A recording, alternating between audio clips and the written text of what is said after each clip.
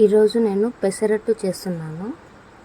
పెసరట్టుకు ఇట్లా చేస్తే చాలా బాగుంటుంది.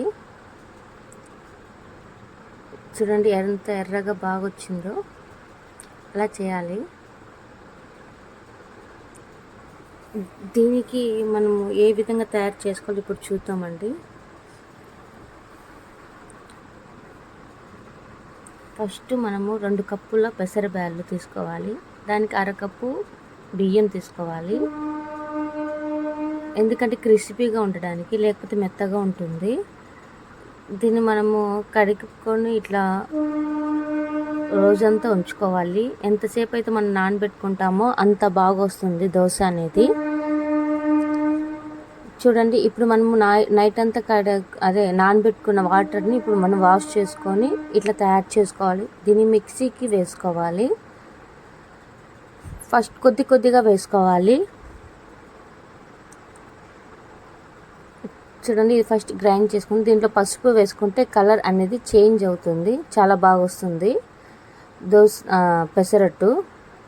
దీంట్లో కొద్ది మోతాదులో మనం పట్టడానికి వాటర్ వేసుకొని ఇట్లా మిక్సీ గ్రైండ్ చేసుకోవాలి. చాలా స్మూత్గా వచ్చింది చూడండి. నెక్స్ట్ మళ్ళీ ఇదే విధంగా ఆ కొద్ది మిగిలింది కూడా మనము వేసుకొని గ్రైండ్ చేసుకోవాలి.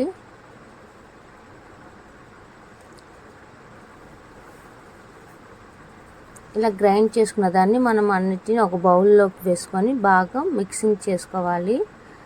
రెండు కలుపుకోవాలి. తగినంత సాల్ట్ వేసుకొని అందులో కొద్దిగా వాటర్ వేసుకుంటే సరిపోయిద్ది, లైట్గా.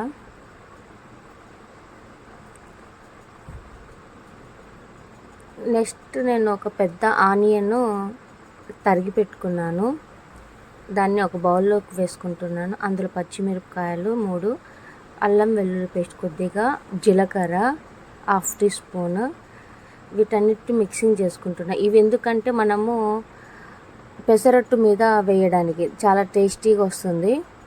దీనికి ఫస్ట్ మనం ఆయిల్ రుద్దుకున్నానండి నేను పెన్నానికి. నెక్స్ట్ స్టెప్ లో ఫ్లేమ్లో పెట్టుకొని ఈ పెసరట్టు వేస్తున్నాను. దీనికి కొద్దిగా ఆయిల్ ఎక్కువ పడితేనే బాగుంటుంది, టేస్టీగా వస్తుంది. చూడండి, అలా పైన వేసుకొని ఆయిల్ వేసుకోవాలి.